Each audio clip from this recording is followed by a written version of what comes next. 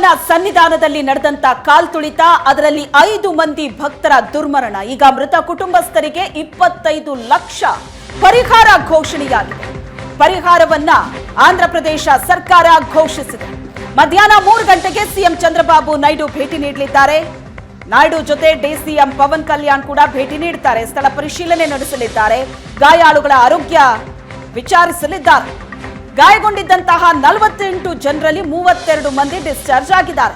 ಗಾಯಾಳುಗಳ ಚಿಕಿತ್ಸೆ ಬಗ್ಗೆ ನಿಗಾ ವಹಿಸೋದಕ್ಕೆ ನಾಯ್ಡು ಸೂಚನೆ ಕೊಟ್ಟಿದ್ದಾರೆ. ಬೇಜವಾಬ್ದಾರಿ ಅಧಿಕಾರಿಗಳ ವಿರುದ್ಧ ಕ್ರಮಕ್ಕೂ ಕೂಡ ಸಿಎಂ ಸೂಚನೆ ಕೊಟ್ಟಿದ್ದಾರೆ. ವೈಕುಂಠ ಏಕಾದಶಿಯ ಪ್ರಯುಕ್ತ ತಿರುಪತಿ ತಿಮ್ಮಪ್ಪನ ಸನ್ನಿಧಾನದಲ್ಲಿ ಭಗವಂತನ ದರ್ಶನ ಪಡೆಯೋದಕ್ಕೆ ಅಂತ ವಿಶೇಷ ವ್ಯವಸ್ಥೆ ಇದೆ. ಅದಕ್ಕಾಗಿ ಟಿಕೆಟ್ ಪಡೆಯೋದಕ್ಕೆ ಆದಂತ ನೂಕುನುಗ್ಗಲು, ಕಾಲ್ತುಳಿತ, ಐವರು ದುರ್ಮರಣಕ್ಕೀಡಾಗಿರೋದು. ಇದಕ್ಕೆ ಸಂಬಂಧಿಸಿದಂತೆ ನಮ್ಮ ಪ್ರತಿನಿಧಿ ರವಿಕುಮಾರ್ ಹೆಚ್ಚಿನ ಡೀಟೇಲ್ಸ್ ಅನ್ನ ಕೊಡ್ತಾರೆ, ಸಂಪರ್ಕದಲ್ಲಿದ್ದಾರೆ. ರವಿಕುಮಾರ್, ಈಗ ಅಲ್ಲಿನ ಸಿಚುವೇಶನ್ ಯಾವ ತರ ಇದೆ? ಒಂದು ದೇವಸ್ಥಾನದ ಅಂಗಳದಲ್ಲಿ, ಮತ್ತೊಂದು ಗಾಯಗೊಂಡಂತವರ ಪರಿಸ್ಥಿತಿ, ಹಾಗೇನೆ ಸಿಎಂ ಮತ್ತು ಡಿಸಿಎಂ ಕೂಡ ಭೇಟಿ ನೀಡ್ತಾ ಇದ್ದಾರೆ. ಅದಕ್ಕೆ ಯಾವ ರೀತಿಯಾದಂತಹ ಸಿದ್ಧತೆಗಳಾಗಿದೆ? ಸದ್ಯಕ್ಕೆ ಏನೆಲ್ಲ ಅಪ್ಡೇಟ್ಸ್ ಇದೆ?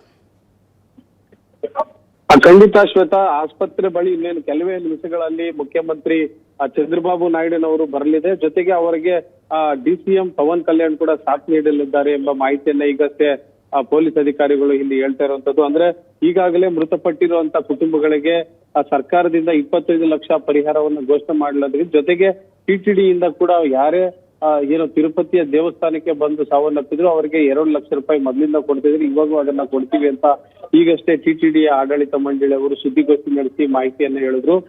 ಏನು ಅಂದ್ರೆ ಇನ್ನು ಉಳಿದಂತ ಗಾಯಗೊಂಡಂತ ಎಲ್ಲಾ ಒಂದು ಗಾಯಾಳಿಗಳ ಚಿಕಿತ್ಸಾ ವೆಚ್ಚವನ್ನು ಕೂಡ ಸರ್ಕಾರವೇ ಭರಿಸಲಿದೆ. ಅವರ ಒಂದು ಆರೋಗ್ಯದ ಮೇಲೆ ಕೂಡ ಸಾಕಷ್ಟು ನಿಗಾ ವಹಿಸಲಾಗ್ತಿದೆ. ಪ್ರತಿಯೊಂದು ಅಧಿಕಾರಿಗಳಿಂದಲೂ ಕೂಡ ಅಂದ್ರೆ ಆರೋಗ್ಯ ಇಲಾಖೆ ಅಧಿಕಾರಿಗಳು ಕೂಡ ಹೆಲ್ತ್ ಬುಲೆಟಿನ್ ಅನ್ನ ಆಗಾಗ ಬಿಡುಗಡೆ ಮಾಡ್ತಾ ಇದ್ರೆ. ಅಂದ್ರೆ ಸಿಎಂ ಅವರು ಖುದ್ದು ಸಿಎಂ ಅವರೇ ಪ್ರತಿಯೊಬ್ಬ ಗಾಯಾಳುಗಳ ಆರೋಗ್ಯದ ಸ್ಥಿತಿಯನ್ನು ಕೂಡ ಯಾವ ರೀತಿ ಇದೆ ಅನ್ನೋದನ್ನ ಮಾಹಿತಿಯನ್ನ ಪಡೆದುಕೊಳ್ತಾ ಇದ್ದಾರೆ. ಹೀಗಾಗಿ ಇನ್ನೇನು ಕೆಲವೇ ನಿಮಿಷಗಳಲ್ಲಿ ಸಿಎಂ ಅವರು ಆಸ್ಪತ್ರೆಗೆ ಬರಲಿದ್ದಾರೆ. ಜೊತೆಗೆ ಘಟನೆ ನಡೆದಂತ ಸ್ಥಳಕ್ಕೂ ಕೂಡ ಹೋಗಿ ಪರಿಶೀಲನೆಯನ್ನು ಮಾಡ್ತಾರೆ ಅಂತ ಒಂದು ಮಾಹಿತಿಯನ್ನು ಕೂಡ ಇಲ್ಲಿ ಪೊಲೀಸರು ಹೇಳ್ತಾ ಇರುವಂತದ್ದು ಶ್ವೇತಾ. ಜೊತೆಗೆ ಏನು ನಿನ್ನೆ ಘಟನೆ ನಡೆದಿತ್ತು, ಆ ಘಟನೆ ನಂತರ ಎಚ್ಚೆತ್ತುಕೊಂಡಂತ ಒಂದು ಟಿಟಿಡಿಯ ಆಡಳಿತ ಸಿಬ್ಬಂದಿ ಹಾಗೂ ಪೊಲೀಸರು ಮತ್ತೆ ಆ ರೀತಿಯಾದಂತ ಒಂದು ಕೆಟ್ಟ ಘಟನೆ ಮರುಕಳಿಸಬಾರ್ದು ಅನ್ನೋ ನಿಟ್ಟಿನಲ್ಲಿ ಸಾಕಷ್ಟು ಮುಂಜಾಗ್ರತೆಯನ್ನ ಕೈಗೊಳ್ಳಿದ್ದಾರೆ. ಈ ಒಂದು ಘಟನೆ ದೇವಸ್ಥಾನದ ಬಳಿ ಕೂಡ ಆಗ್ಬೋದಾ ಅನ್ನೋ ನಿಟ್ಟಿನಲ್ಲಿ ದೇವಸ್ಥಾನ ಅಂದ್ರೆ ತಿರುಮಲದಲ್ಲೂ ಕೂಡ ಮುನ್ನೆಚ್ಚರಿಕೆ ಕ್ರಮಗಳನ್ನ ಕೈಗೊಳ್ಳೋದಕ್ಕೂ ಕೂಡ ಈಗ ಟಿಟಿಡಿಯ ಒಂದು ಆಡಳಿತ ಸಿಬ್ಬಂದಿ ಹಾಗೂ ಪೊಲೀಸರು ಕೂಡ ಸಾಕಷ್ಟು ಸಮಾಲೋಚನೆಯನ್ನ ಮಾಡ್ತಾ ಇದ್ದಾರೆ. ನಾಳೆ ವೈಕುಂಠ ಏಕಾದಶಿ ಪ್ರಯುಕ್ತ ಸಾವಿರಾರು ಸಂಖ್ಯೆಯಲ್ಲಿ ಭಕ್ತರು ಬರ್ತಾರೆ. ಯಾವುದೇ ರೀತಿಯಾದಂತ ಭಕ್ತರಿಗೆ ಭಯ ಇರಬಾರ್ದು ಅನ್ನೋ ನಿಟ್ಟಿನಲ್ಲಿ ಸಾಕಷ್ಟು ಮುಂಜಾಗ್ರತಾ ಕ್ರಮಗಳನ್ನ ಕೈಗೊಳ್ಳೋದಕ್ಕೆ ತಿರುಮಲದಲ್ಲೂ ಕೂಡ ಪೊಲೀಸರು ಹಾಗೂ ಅಲ್ಲಿನ ಅಧಿಕಾರಿಗಳು ಮುಂದಾಗಿರುವಂತದ್ದು ಶ್ವೇತಾ. ಥ್ಯಾಂಕ್ ಯು ರವಿಕುಮಾರ್ ನಿಮ್ಮೆಲ್ಲ ಡೀಟೇಲ್ಸ್ಗೆ. ತಿರುಪತಿಯಲ್ಲಿ ಆದಂತಹ ಕಾಲ್ತುಳಿತ ದೃಶ್ಯಗಳಲ್ಲಿ ನೀವು ನೋಡ್ತಾ ಇದ್ದೀರಿ.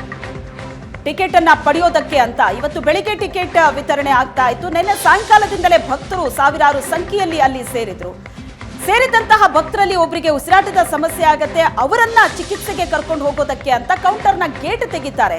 ಅಲ್ಲಿದ್ದಂತಹ ಭಕ್ತರು ಟಿಕೆಟ್ ಕೌಂಟರ್ ಓಪನ್ ಆಯ್ತು ಅಂತ ನುಗ್ಗುತ್ತಾರೆ. ಏಕಾಏಕಿ ಜನ ನುಗ್ಗಿದ್ದು ಅಲ್ಲಿ ಕಾಲ್ತುಳಿತ ಆಗಿದೆ. 5 ಮಂದಿಯ ಬಲಿ ಪಡೆದಿದೆ ಈ ದುರಂತ.